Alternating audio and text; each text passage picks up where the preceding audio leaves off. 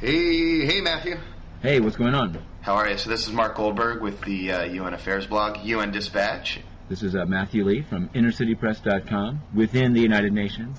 So Matthew, wondering, so we have a new president-elect here, Barack Obama. I'm sure, if I know anything about the UN, that folks at the UN were likely elated by the American people's selection of Barack Obama. Am I correct?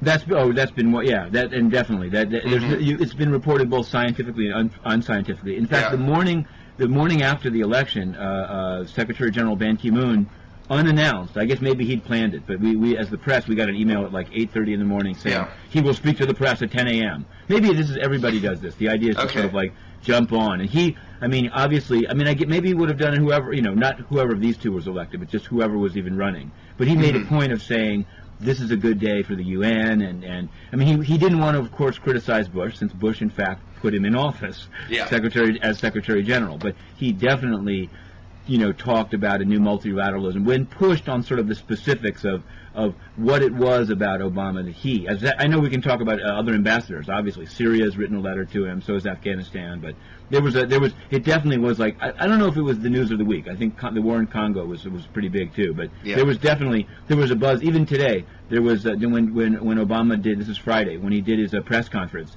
Actually, where I'm filming this, in this very room, I was watching the press conference, and the ambassador of South Africa came in, and undeterred by the general decrepitude of the office, watched the press conference and was like, check him out, like he's so smooth, even when he didn't answer, he was like hopeful, stuff like that.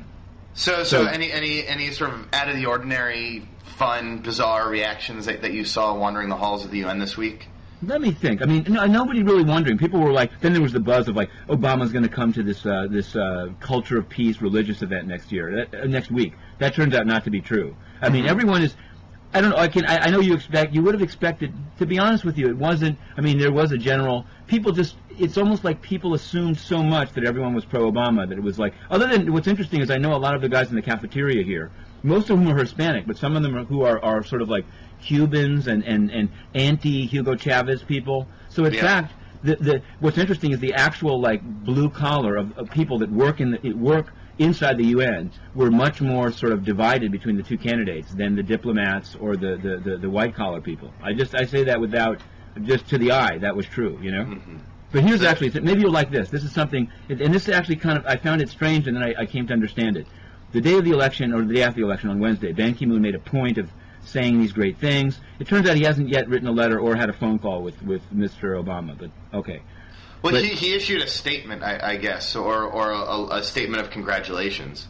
He did, but what was weird is at the time, there's actually, myself and another guy here sort of dug into like Kofi Annan wrote a letter to Bush when he was elected. It's sort of, actually, the UN wrote a letter to the president of Uzbekistan when he won his election with like 95% of the vote. And I once said, did you congratulate him for 95%? And they're like, we do it routinely in all elections. Mm-hmm. So in this case, though, they said today, the spokeswoman Michelle Montes said, we haven't sent a letter and we're not aware of any letter we're going to send. So it's a little...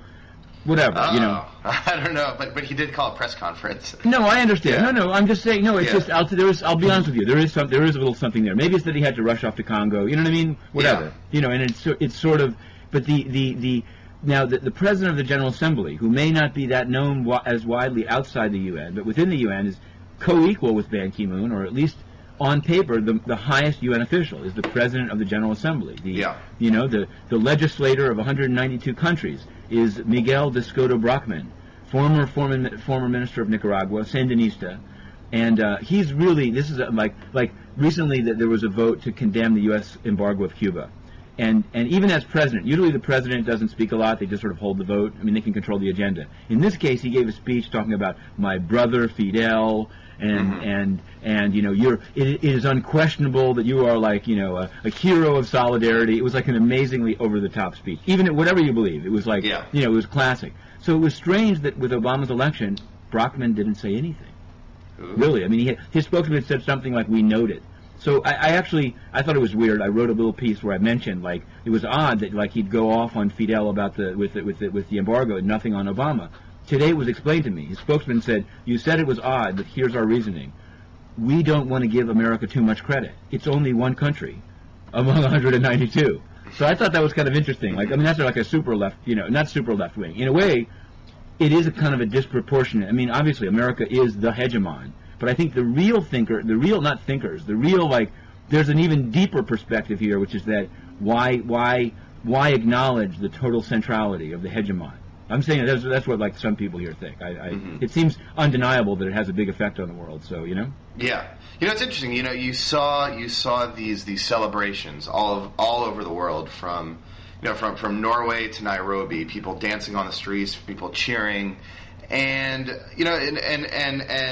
you get the sense, I think, that people around the world are sort of ready for America to lead, and are ready for just. And they're hungry for it, I think, in a way. And then, sorry? If they had their druthers, I think there's some countries that would rather, however charismatic the American leader, that the America not lead as much as it is. But they have no choice since it's so powerful, so they'd rather have a less bellicose person in office. Yeah, well, and I read it. It was weird. I don't know how I came across it, but I read a letter to the editor of the Guardian newspaper of Nigeria. Nigeria, sure. Africa's most populous I know their reporter here, a very nice guy. Yeah, and this letter, which was really emotive and was really very articulate and very well written, said essentially. You're getting pretty articulate yourself, Mark. Just as I don't know. This letter moved me. Okay, go on. And it said that. Look what they can do in America.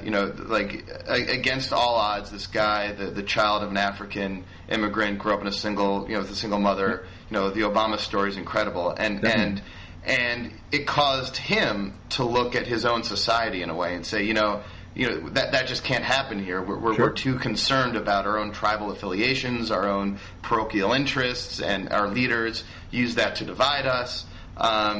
And the sense I got is that Obama's victory, as much as it sort of is a celebration of people who are willing and ready to let America lead again, is something of a moment of self-reflection. It's a global Horatio Alger story. It's a global Horatio Alger story, and we can say that America not only exports, McDonald's and Hollywood films, but now it exports the greatest hope narrative of our time.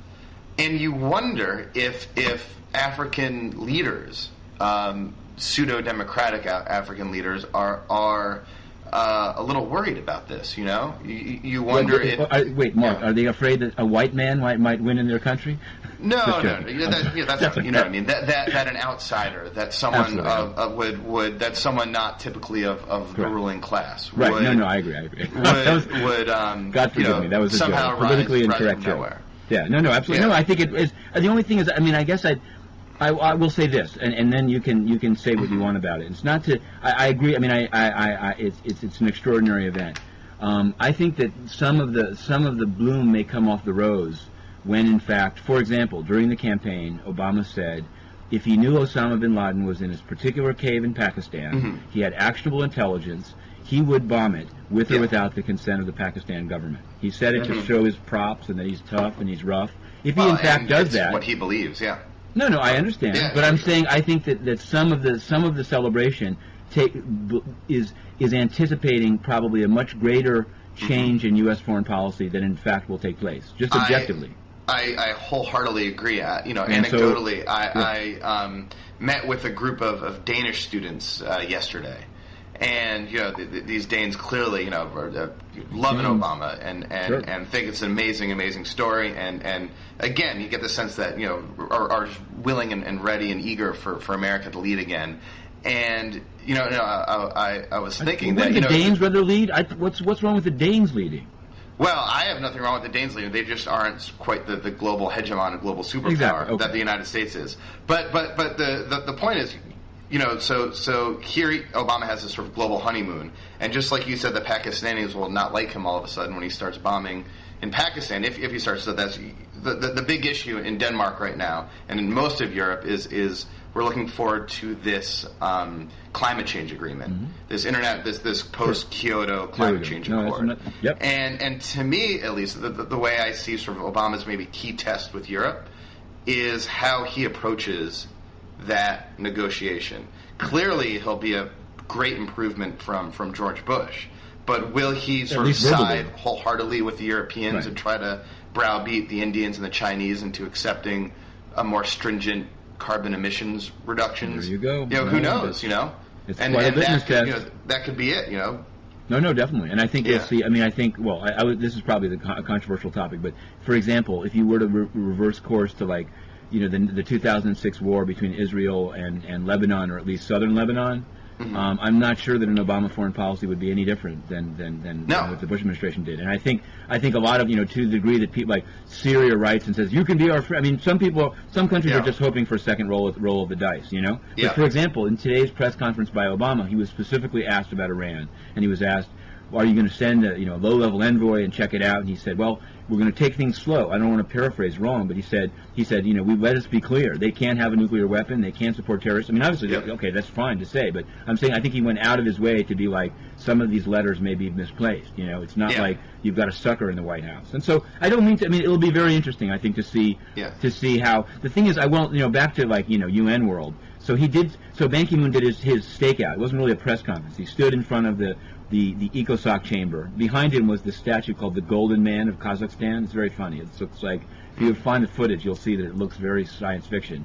And then he took some questions, and people tried to ask him sort of just to get more quotes about what he liked about Obama. I decided to go a different route and say, as the UN, what does he think of the statement that the U.S. under Obama would bomb Pakistan without their consent if they had the intelligence? And he said, I choose not to answer the question that you've asked. So I thought that was interesting, and I think we can go back. Diplomatic of him, I think. I guess it was, but I think maybe it was, or maybe it wasn't. Maybe that's too much of a honeymoon. I mean, I think there's from a UN perspective, it should be. If you are the Secretary General of the UN, there's no good answer to that question, right?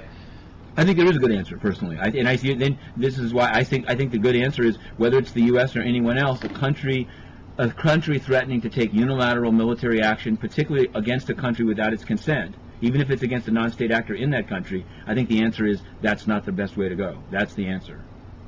Don't you think? I don't know. I think that's the law. No, listen, I agree, but it's not something you can necessarily say if your job depends on the United States. But he said he called for Russia to show restraint about South Ossetia. Sure did. Yeah. And did you see that? And as you said, and as we've talked about previously, Russia may object to his reappointment. That's your speculation. It's not. I share that with others. In terms of the U.S., in terms of the Obama administration going to want their own SG, I may still be out on a limb with that, but it's a theory that's gathering traction, and I think, it goes back to for all the right reasons. If Obama wants the U.S. people, as I think you and those around you do as well, wants the U.S. people to like the UN more and feel more comfortable, sort of like be comfortable with the UN, let's join some treaties, you nearly need.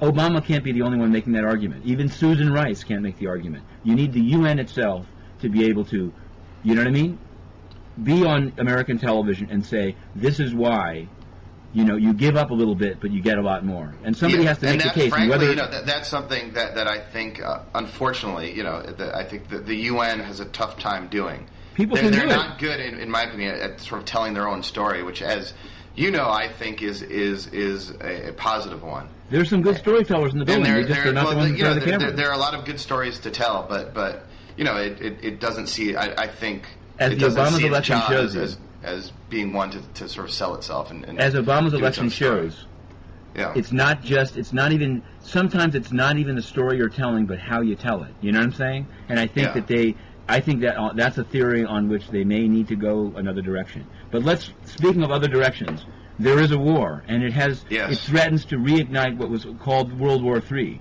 and it's in the eastern part of Congo. Yeah. And the UN has been spending $2 billion a year there since anyone can remember, back to the days of Dag Hammarskjöld. There was a lull. There was a time where they weren't spending that there, but of late, $2 million a year, 17,000 peacekeepers, and since we last spoke, all of this, it was all going on. Since we last spoke, 3 weeks ago from today, the rebels of renegade Tutsi general Laurent Nkunda made a move on the regional capital of eastern Congo, Goma, and the army of the Congolese government, which the UN is, has decided sides with because they were elected, ran away, and the rebels pretty much took over anything they wanted except the major town, which they claimed that they didn't want to take over.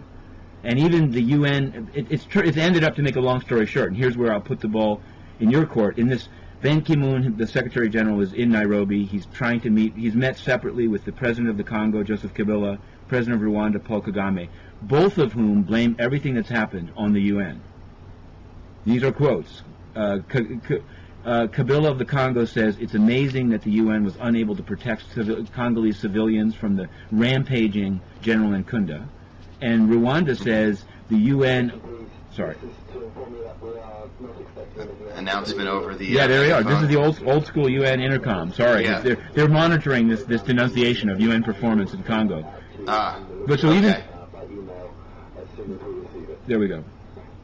Even in Rwanda, well, then we can get the inside, so we can get into that more. But I actually felt I for a moment when I saw those two quotes, when both sides say it's all the UN's fault, it's interesting, and I think you're probably going to say it's not. Maybe you're going to say it shows the UN's doing a good job.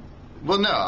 What I'll say is this: it's sort of easy to scapegoat the UN.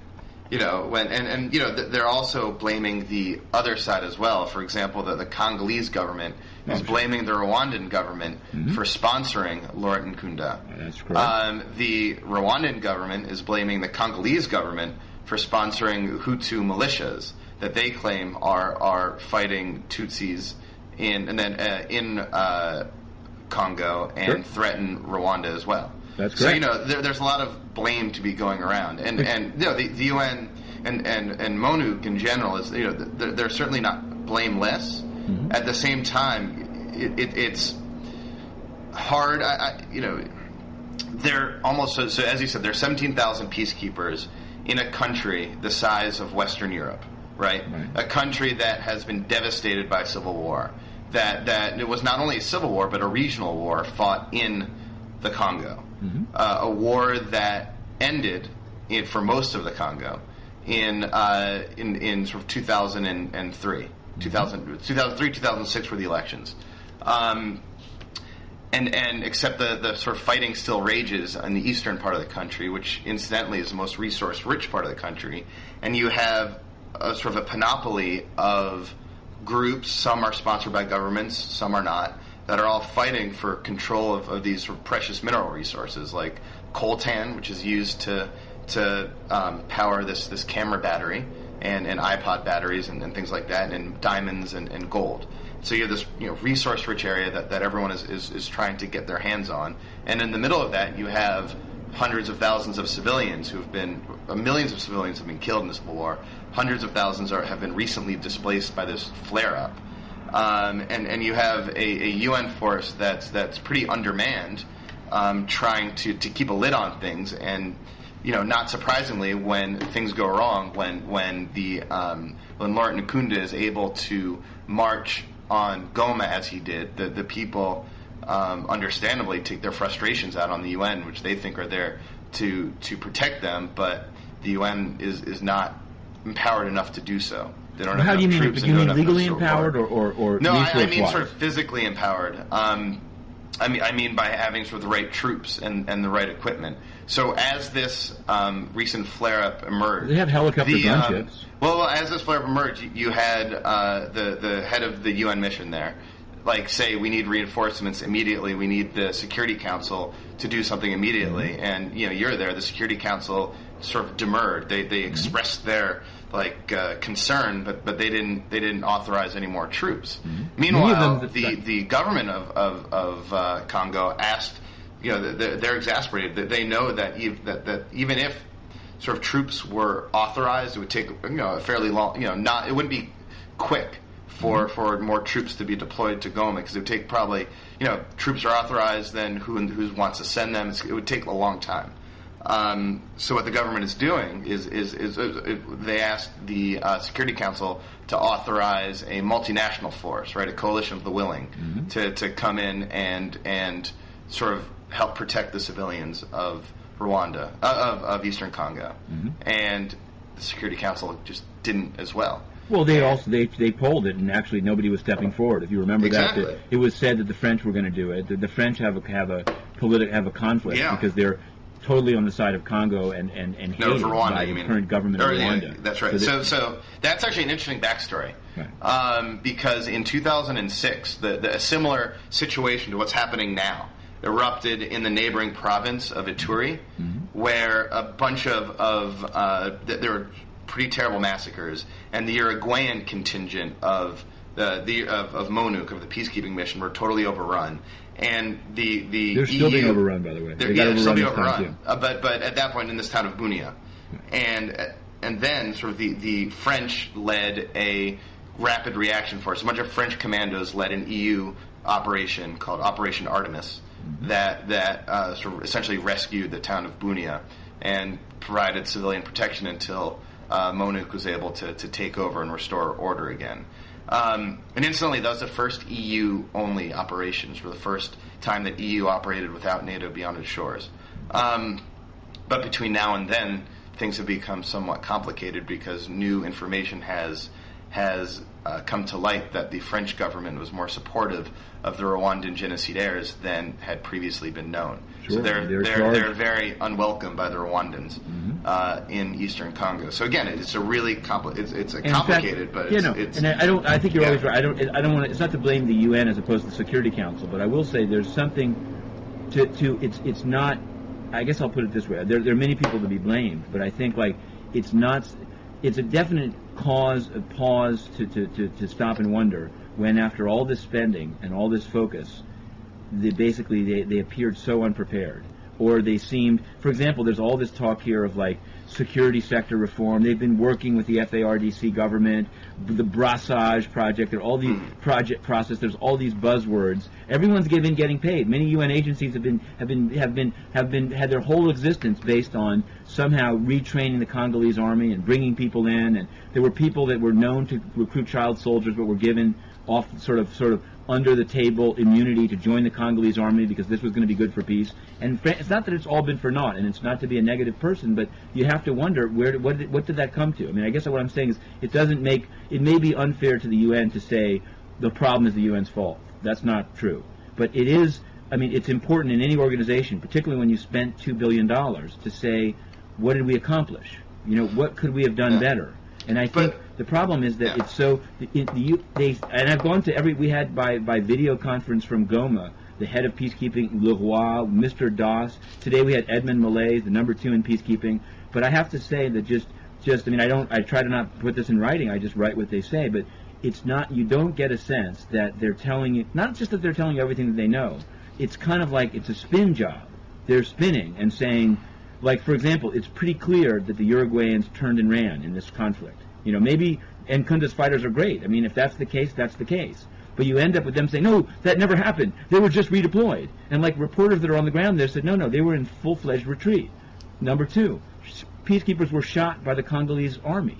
This is a problem. It wasn't a friendly fire mistake. It was these guys that the UN has been siding with turned on them and fired at them. Now, I don't think, maybe diplomatically it makes sense to say that never happened or we don't know, but then how are you credible? Do you see what I mean? I don't know. I guess there are many things are raised by this, which I know, in a way it's sort of unfortunate. At this point, the UN itself is basically in charge of Goma. I mean, here was the funny thing. They had a press conference here, Alain Leroy, the head of peacekeeping, and they got very defensive because they said, we call on Nkunda not to take over Goma. Fine. Nkunda's quote was, if the UN can't protect civilians in Goma, we're going in.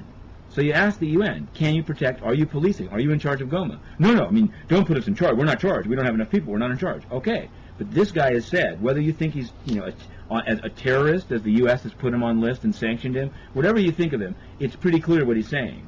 So you either pull it up and say, we're doing our best, don't come in, we're in charge of Goma. It just seems funny to say, we're not in charge, but you better not, so then what's happening there? I don't know. It's like I saw a video today from YouTube of Alan Doss, the sort of the head of mission of MONUC. MONUC on YouTube. Yes, MONUC on YouTube. I think it was actually a UNICEF video. We can call it NukeTube. And he said what his job right now, he's described himself that he's being forced to, and these were his words, sort of robbing Peter to pay Paul. He has to take peacekeepers that are guarding an IDP camp and move them to sort of another place that's even under more duress. Right. And it's again they're stretched thin. They're asking for reinforcements. Reinforcements aren't coming. Sure. What's probably needed is not a UN force, but a Security Council sanctioned international force to come in. That may or may not be on the horizon. Incidentally, I should say that on Monday, the European Union is foreign ministers of the European Union are meeting in Brussels to discuss this issue. So, we'll see. But I'm not optimistic. I think that they will sort of repeat what they've done in 2006. I spoke this very afternoon by the Security Council with a well-placed African ambassador who you would expect to be saying, the Europeans should provide more troops or more money. We need more resources. And in fact, he said if they can't do it with 17,000, they can't do it. And he also said before you send in James Bond, that's his phrase, you have to figure out what the mandate is. Sending him in for what? To kill Nkunda? Because Nkunda's critique, to be honest with you, is that the world community, probably with France behind it, has coddled the people that committed the Rwandan genocide and their descendants in eastern Congo since 1994. And there have been commitment after commitment to disarm or repatriate or even relocate these guys who, by all accounts, are like terrible killers. And it's never happened. Yeah, so now, exactly. I mean, what we're seeing now is the result of not only the genocide, but sort of the world turning their blind eye to sort because of the UN, they're the ones on the ground. I guess what I'm saying, Marcus, and it's not, again, we're always in this polarization. I'll be anti-UN, you'll be pro-UN. But I want to say, doesn't the UN bear some... I mean, I'm saying maybe you think the people there, they misunderstand the UN. That's why they throw rocks at the compound, because they thought the UN was going to do their job. At the same time, the UN was there. And I mean, I guess there's always, everyone can blame somebody else. The UN peacekeeping mission can blame the Security Council didn't disarm the FDLR. Then again, I'll be honest, the UN, MONUC has been in the two Kivus with huge relatively for themselves. I mean, I was there. I was in Goma. I went on the Security Council trip. The compound is huge. There's the Indian battalions. They have helicopter gunships. And when I was there, I was told by a very trustable person that they were refusing to fight. They were ordered to engage, and rather than actually engage, they called their New Delhi command, which said, go back to the base. And that I'm very confident that happened. The Congolese ambassador said there was a disagreement about what Chapter 7 meant. But so this was all hushed up. So I feel like, in a way, I don't want to... Alan Doss has a tough job. Then again, if he doesn't want it, don't take it. But it's not... It's sort of like... Even though... I think if you're spending $2 billion a year, you can't just sort of be quiet, like during the lull. There have been lulls in this fighting. And during the lulls, you don't hear it much from MONUC. MONUC doesn't say, okay, there's a lull, but we must get the FDLR. They're just like, there's a lull. Whew, I think... To be a cynic, we should... Everyone's cashing their checks, and then when the shit blows up, everyone says, well, it was a tough problem. Yeah, it was a tough problem. So now, what's going to be done so this doesn't just keep happening? Well, I mean, I think we should, sort of look at MONUC as something that is... It's a peacekeeping operation, but is doing something that peacekeeping operations typically don't do and have never really done, right? Trying to fight rebels. Well, right, exactly. So your traditional peacekeeping operation, you have peacekeepers are sent in after two sides to a conflict have signed some sort of ceasefire. These peacekeepers go there not to fight a war, but to keep a peace and to sort of until more long-lasting, understanding or treaty can take hold. Right. That's sort of a typical, in a typical peacekeeping operation, there is peace to keep. Right. MONUC is something different and something that's never been tried before. Instead of being sort of neutral between two parties, right, that a traditional peacekeeping is, MONUC adopts sort of this doctrine of impartiality, not neutrality. In part, the difference being they are not neutral between forces, but rather they are defending the peace agreement. They are the people doing the enforcement of the peace, right? They defend Kabila. And so the peace that they are now enforcing, right, is in in the Kibus is the Goma Agreement, which was signed in January 2007. Mm-hmm.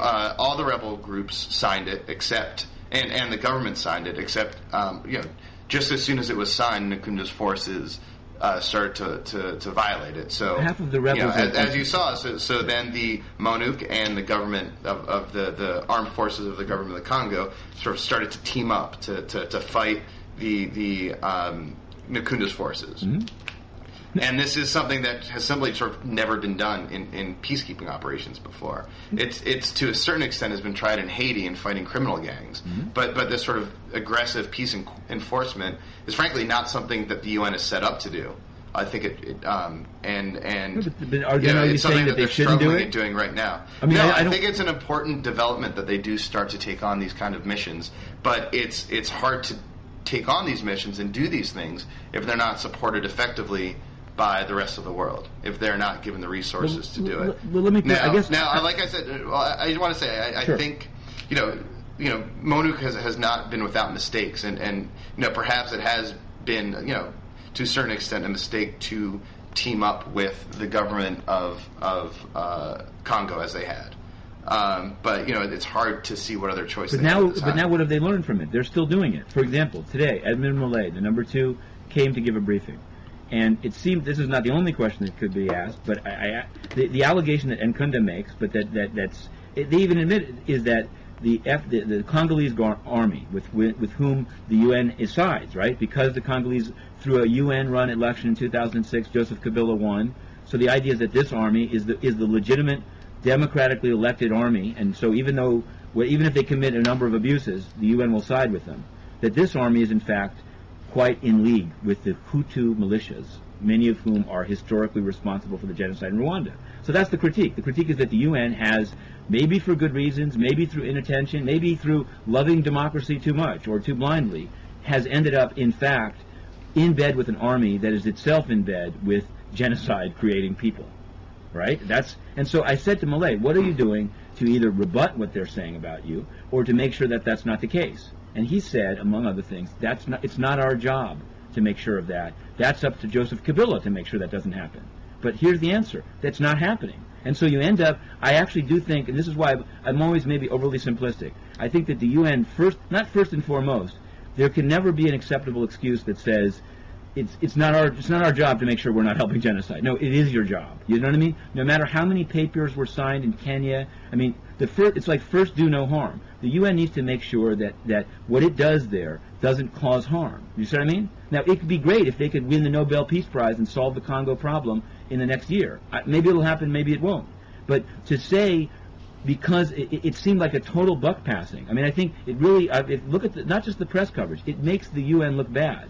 Not only to quote, ill-informed civilians that are getting overrun when they thought they were protected by the UN, but to have the UN, given its history in Rwanda, still be in league with the same freaking people because they can hide behind an agreement which was signed. And do you think that an answer that says it's up to we don't monitor whether the army we support is in bed with genocide people or not. It's up to them. Is that acceptable? I think the UN agreements though do stress this idea of justice as well. That there has to be, and the Goma agreement said this too. That there needs to be a recourse for justice. There needs to be some judicial recourse, right, for people who have been accused of war crimes, and but and there are plenty of war crimes committed in Eastern Congo, by both the FDLR, the Hutu militia, the Congolese army. They certainly do not have clean hands, and Laurent Nkunda. But that's why should the UN be in bed with the Congolese army? What level of war crimes by them is acceptable, again, and that the UN still says we work together? Like the other side of the coin is that to sort of have a lasting sort of solution, right, in all of Congo requires a reform of the Congolese security sector. Has it happened? You need a professional army, and you need, I guess, maybe the answer is you need to start somewhere, and maybe you can purge he who has committed war crimes with he who has not. And start building a new army from the bottom up. But right now, I think probably the most important task is simply civilian protection. people are getting overrun, people are fleeing. The conflict, we haven't even talked about this, but the conflict has spread to include now the Lord's Resistance Army. It doesn't include it. That's a separate conflict, but they see an opportunity to flare up. Refugee, I read a report just today saying that refugees fleeing Goma have been attacked by the LRA that have taken camp in eastern Congo, again, this vast lawless area. Right. No. I misunderstood. And again, sort of, it's all sort of connected, and a reason again that they're meeting in Nairobi is to avert a regional war, which is could happen. Could totally. But here's another thing. Potentially happen. Yeah. There are reports, and okay, so this is again, it's a nitty gritty thing, but I think it's kind of telling. Maybe we'll view it differently. There's an AP report today that says that quotes an unnamed, due to the sensitivity of the topic, UN official and a Uruguayan peacekeeper, that there are physically Angolan troops invited in by Joseph Kabila in eastern Congo supporting the Congolese army. Yeah. So as soon as Millet did his press conference, everyone knew we were going to ask it. In fact, the first question that he was asked was, "What do you say to this?" And he said, "No, there's been some misunderstanding. Some of the Congolese troops were trained in Angola, and so they speak Portuguese. And so there's just been a big misunderstanding." And this is where you and I may differ. I don't have any reason to believe that Mr. Millet is any better or worse than anyone else, but I'm not sure I believe that. I'm not sure I believe that. And there's I guess time will tell. But I think what's weird about the UN is it gets sucked in. It becomes it's like it has to always say things are going well, even if so blatant, or it's willing to say things are going badly, but it can never. I know, you look at but let's be honest. Somebody needs to say, are they there or not? The MONUC chief, he clearly isn't saying things are going well. He's pleading for more troops. But when asked, did your troops flee in the face of Nkunda, he said, oh, no. We want to say, let me say for the record, the Uruguayans are excellent. And I guess that's to be understood. He has to say that. But the problem is, once if he starts trashing them, then once you start lying, but once you start lying, you're not credible. Once you start saying it never happened, we never got fired on by our presumptive allies, just say it happened, and we're going to do something about it. Right now there's chaos. Later we'll get to it. But to say it never happened, it's not true, we're wonderful, it strains credulity. And I also think it's unhealthy for an organization, because you start saying, hey, if we can say this, and they have a whole, there's a whole machinery to put this out. They have there's not just MONUC, the UN has its own news service, they put out stories, but the problem is that eventually the truth will out, you know what I mean? And then the problem is, okay, maybe they didn't. Maybe there's a misunderstanding if those were really Angolans or not. But there's a kind of a reflexive. Actually, I ask you to do. We could do this. You can go back and see how many, even up to a month ago. Oh, the UN praises the Amani process, under which many people have been disarmed in eastern Congo, and the FDLR is returning, and we have a radio station. And again, I don't mean to say whenever you can tell a positive story, you shouldn't tell it. But there's a flavor of this which is just totally dreamland. And then it all goes to hell in the handbasket, and no one's accountable to say, well, wait a minute, just last month you said everything was great. I'm not saying, again, the UN can't, there's some things you can't solve, or they can be solved, but no one's expecting, I think, the UN to solve every problem. But you have to, there's something, and maybe it comes from wanting to do well, and then being in an African country without a whole bunch of oversight, and you just fucking wing it. But it's something I want to say that maybe it's not just overly skeptical. People today, it's a total disconnect. You have people, I think most even mainstream, maybe reporters or skeptical people are like, it's going badly. The UN mission is not doing what anyone expected it to do. And the question is, what are you learning from this? Don't say, it went badly, it's a tough job. That's known, right? Forget even the past. What's going to be done differently in the future so we don't have the same too little, too late excuses in 2 years. If we really care about civilians, something has to change, right? Not temporarily. Yeah, listen, you preach on. I agree, but I think you and I differ in the sense that sort of, to me, the big thing that needs to change is that the international community and the Security Council needs to get serious about ending this conflict. You can't throw 17,000 peacekeepers into a place the size of Western Europe and expect them to take care of everything. How many would it take? It's just 40? Not going to happen. Especially 80? If there's it'll take a hell of a lot. How many do we have in Iraq? And we essentially, what I'm saying is we need a surge, not only of troops but of political will to get this thing done. And I'm saying so a good model of how to do this quickly is again that Operation Artemis, which. But between you and me, Bunia is still in problems. It's in problems. I mean, that was a good short-term solution. They were able to deploy quickly right. and to stop the slaughter on the spot. That was sort of a and then they pulled out. And now that's the very area in which the LRA is driving people out. But they pulled out. The international focus changed, got distracted. Congo became one of these sort of intractable African conflicts. Let's not even try to solve it. I think members of the Security Council were content to keep voting for resolutions reauthorizing MONUC, content to keep paying some of the bills, and not really, pat themselves on the back when the election went well, mm-hmm. and after the election saying, maybe put the blinders on and saying, well, the election happened, our job is done, let's scale back MONUC, right, which is what happened, and that's the problem. The international community is not taking sort of a long-term view of this, and you're placing understaffed and under-resourced sort of troops in this really complicated, complex environment and harsh environment, and of course they're going to be remaining on base. Of course, of course they're not going to be able to do everything we're asking of them. From a country that will remain unnamed but begins with a P, in South Kivu, is widely known to engage in surfing on the lake on the lake there, and at all costs tries not to leave the base. This is having been there. I think the reason that people are frustrated there is that they see it's not. It may seem like a cheap shot, but they see big checks are being cashed.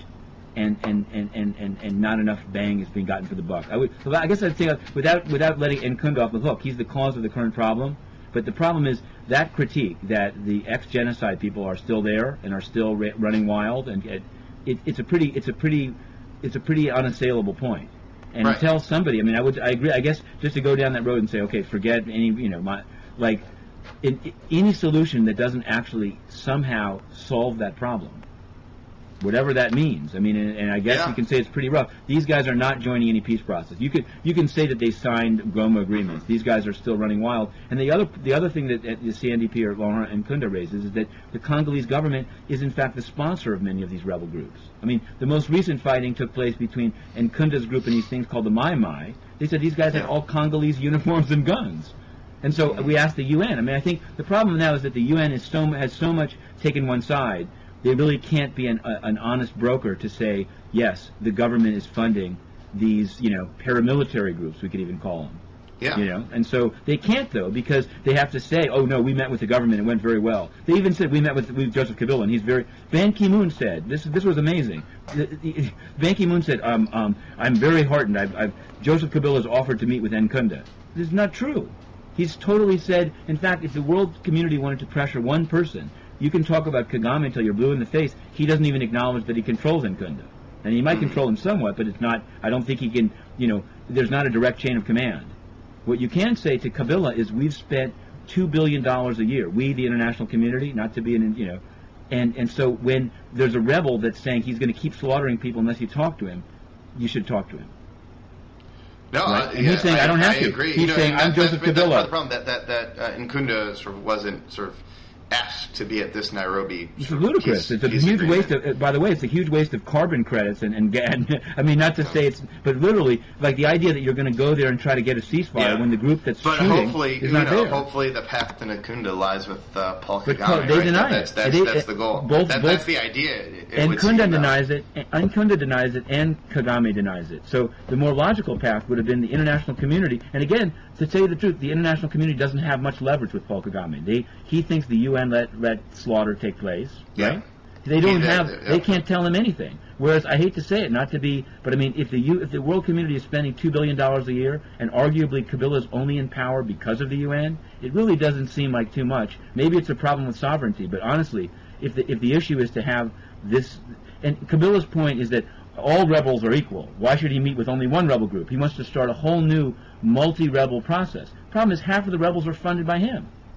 So, as you might imagine, General Nkunda, or renegade General Nkunda, says, he's not going to participate. This is actually just like the Gem in Darfur, by the way, right? They don't want to participate in a process in which some ragtag groups are treated as co-equals with them, and it's sad and it makes them a spoiler, but that's how it works in Rebel, So in this case, everyone's talking about Nkunda's group, causing havoc. So it seems like for $2 billion a year, he should take the phone call and give a meeting. How about that? Listen, I agree, and I'm wondering. So what should we look for next? Coming out of Nairobi, or what? What do you think next steps are? What do you think is the Security Council is going to do? Is going to react?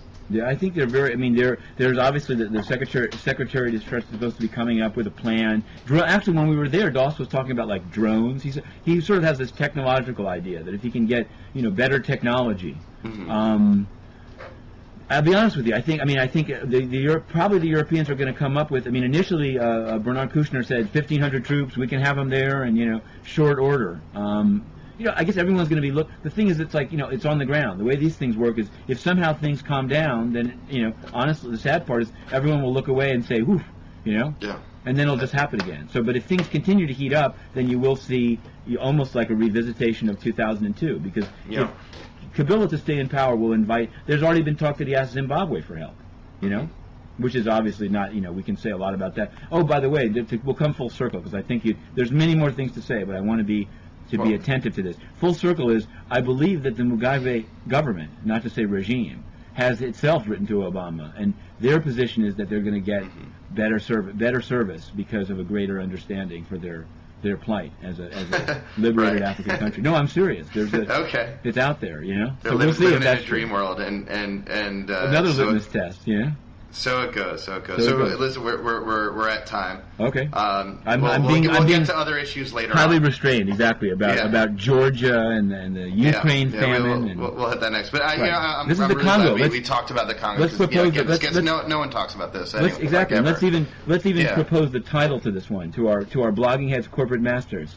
This is the Congo edition. This is not. Everything is about Obama. This is and we can even that group Friends of the Congo. They're always like such and such university broke the silence. This is blogging heads broke the silence on the Congo. I don't think we broke the silence, but I think. Well, I should say to toot UN Plaza's horn. Toot it. I'm sure you've broken the silence. We have broken the silence with an interview with the director of the HBO documentary Breaking the Silence on rape in the Congo. I'm not surprised, but let me just say this. Inner City Press, we've never been silent. So there's no silence to break over here. We've been critiquing Manuk since before Dag Hammarskjöld, Mm-hmm. All right. All right. Well, have a good weekend, Matthew. All right. You too.